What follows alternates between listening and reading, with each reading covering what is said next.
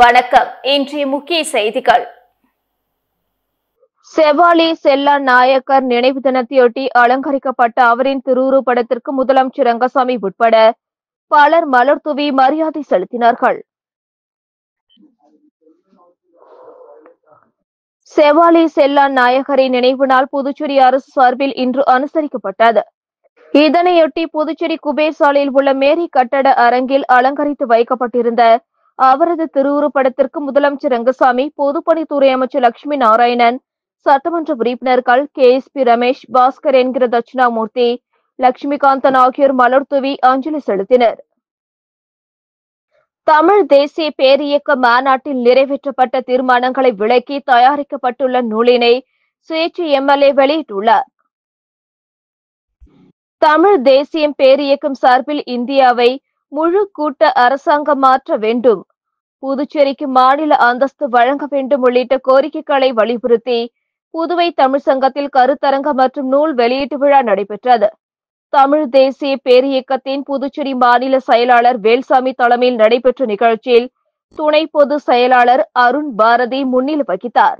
விழாவில் சிறப்பு விருந்தினர்களாக தமிழ் தேசிய பேரியக்கத்தின் பொதுச் செயலாளர் வெங்கட்ராமன், சட்டமன்ற உறுப்பினர் நேரு ஆகியோர் கலந்து கொண்டு கடந்த மாதம் தஞ்சாவூரில் நடைபெற்ற அரசு கோட்பாடு சிறப்பு மாநாட்டில் நிறைவேற்றப்பட்ட தீர்மானங்கள் அடங்கிய நூலினை வெளியிட்டு சிறப்புரையாற்றினார்கள். இந்த நிகழ்ச்சியில் பல்வேறு பொதுநல அமைப்பை சார்ந்த 100க்கும் மேற்பட்ட நிர்வாகிகள் மற்றும் தமிழ் தேசிய பேரியக்கத்தின் நிர்வாகிகள் உட்பட பலர் கலந்து கொண்டனர். 77வது சுதந்திர தினத்தை முன்னிட்டு புதுச்சேரி பாஜக மாநில தலைவர் ராமலிங்கம் தலைமையில் தொகுதி தலைவர்களுக்கு தேசிய கொடி வழங்கப்பட்டது. புதுச்சேரி பாரதிய ஜனதா கட்சி மாநில தலைமை அலுவலகத்தில் 77வது சுதந்திர தினத்தை முன்னிட்டு மாநில தலைவர் VP ராமலிங்கம் தலைமையில் தொகுதி தலைவர்களுக்கு தேசிய கொடி வழங்கும் நிகழ்ச்சி நடைபெற்றது. சுதந்திர தின நிகழ்ச்சி குறித்து நடைபெற்ற ஆலோசனை கூட்டத்தில் கலந்து கொண்ட மாநில தலைவர் VP ராமலிங்கம் வீடுதோறும் தேசிய கொடி ஏற்றி தொகுதி வாரியாக தேசிய கொடி ஊர்வலம், சுதந்திர போராட்ட வீரர்களின் நினைவு சின்னத்திற்கு மரியாதை செலுத்துதல், தூய்மை பணி செய்தல், போர் வீரர்கள், தாய்நாட்டிற்காக உயிர் தியாகம் செய்த குடும்ப உறுப்பினர்களின் வீட்டுக்கு சென்று அவர்களை கௌரவிக்க செய்தல், அமைதி ஊர்வலம் என பல்வேறு நிகழ்ச்சிகளை மாவட்டம், தொகுதி சார்பாக செயல்படுத்துமாறு மாநில தலைவர் ஆணையிட்டார். கூட்டத்தில் நிகழ்ச்சியின் பொறுப்பாளர் ரத்தனவேல், இணை பொறுப்பாளர்கள் கோகிலா, வருண் மற்றும் மாநில துணைத் தலைவர் அகிலன், மாநில பொதுச் செயலாளர் லட்சுமி நாராயணன், முன்னாள் மகளிர் அணி தலைவி ஜெயலட்சுமி உள்ளிட்ட மாவட்ட தலைவர்கள் மற்றும் கட்சி நிர்வாகிகள் கலந்து கொண்டனர்.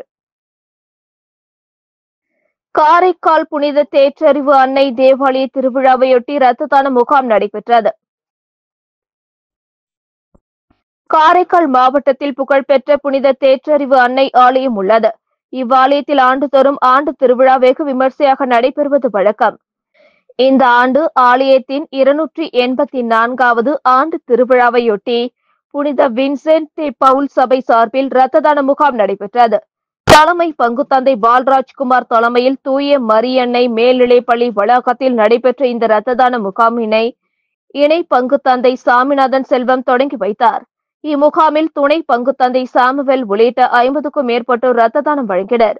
நிகழ்ச்சிக்கான ஏற்பாடுகளை மரியாவின் சேனை திவ்யதாஸ், புனித வின்சென்ட் தே பவுல் சபை புகழ் அரசு, ஆசிரியர் குழு வின்சென்ட் ஆகியோர் செய்திருந்தனர். இம்முகாமில் இரத்த தானம் அளித்த தன்னார்வலர்களுக்கு சத்தான உணவுகள் வழங்கப்பட்டது.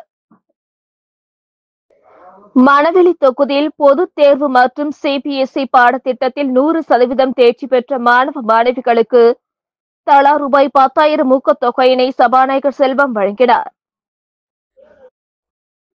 மணவெளி சட்டமன்ற தொகுதியில் உள்ள அரசு பள்ளிகள் 10ஆம் வகுப்பு மற்றும் 12ஆம் வகுப்பு CBSE பொதுத் தேர்வில் 100% தேர்ச்சி வழங்கினால் தேர்ச்சி பெற்ற அனைத்து மாணவர்களுக்கும் தனது சொந்த நிதியிலிருந்து தலா ரூபாய் 10,000 வழங்கப்படும் என சட்டப்பேரவைத் தலைவர் செல்வம் அறிவித்திருந்தார்.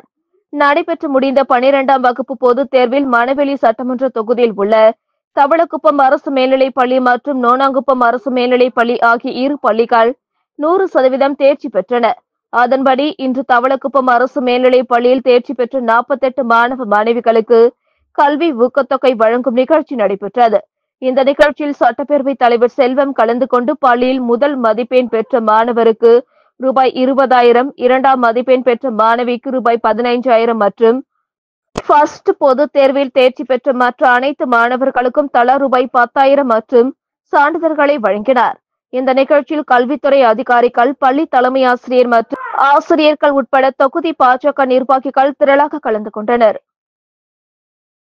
வில்லியனூர் பாண்டிய நகர் பகுதிக்கு சாலை வசதி கேட்டு பொதுமக்கள் மறியலில் ஈடுபட்டதால் பரபரப்பு ஏற்பட்டது. வில்லியனூர் சட்டமன்ற தொகுதிக்குட்பட்ட பாண்டிய நகரில் கடந்த 4 ஆண்டுகளாக சாலை வசதி கேட்டு மக்கள் பல மனுக்கள் அளித்தும் இதுவரை நடவடிக்கை எடுக்கப்படவில்லை. இது தொடர்பாக மனு அளித்தும் நடவடிக்கை எடுக்காததால் தொகுதியின் சட்டமன்ற உறுப்பினரும் எதிர்க்கட்சி தலைவருமான சிவாவை கண்டித்து மக்கள் வில்லியனூர் திருக்கனூர் சாலையில் மறியலில் ஈடுபட்டனர். காலை 7 மணியிலிருந்து 9 மணி வரை இந்த போராட்டம் நடைபெற்றது. போராட்டம் ரயில்வே தண்டவாளம் அருகே நடந்ததால் எதிரே வந்த வாகனங்கள் ரயில்வே பாதையில் நின்றன. அதே நேரத்தில் ரயில் வருவதற்கான சிக்னல் கொடுக்கப்பட்டது. இதனால் அங்கு சில நிமிடங்கள் பரபரப்பு ஏற்பட்டது. உடனே ரயில்வே ஊழியர்கள் சைரனை எழுப்பி ரயில்வே தடுப்பணை இறக்கினார்கள். இதனைத் தொடர்ந்து ரயில்வே பாதையில் இருந்த வாகனம் அங்கிருந்து நகர்ந்தனர். இதன் பிறகு ரயில்வே கேட் போடப்பட்டு ரயில் கடந்து சென்றது. விழுப்புரம் பாண்டிய நகர் மக்கள் காலை 10 மணி வரை தங்களது போராட்டத்தை தொடர்ந்தனர். இதனிடையே சம்பவ இடத்திற்கு வந்த போலீசார் சட்டமன்ற உறுப்பினர் சிவாவை தொலைபேசி மூலம் தொடர்பு கொண்டு பொதுமக்களுடன் பேச வைத்தனர். தற்காலிகமாக மண் போட்டு சாலை சீரமைக்கப்படும், சில மாதங்களுக்குள் சாலை அமைக்கப்படும் என எம்எல்ஏ உறுதியளிக்க போராட்டம் கைவிடப்பட்டது. கவிஞர் வைரமுத்துவை கண்டித்து அவரது உருவப்படத்தை கிழித்தும் காலணியால் அடித்தும் பாஜக மகளிர் அணியினர் கண்டன ஆர்ப்பாட்டத்தில் ஈடுபட்டனர்.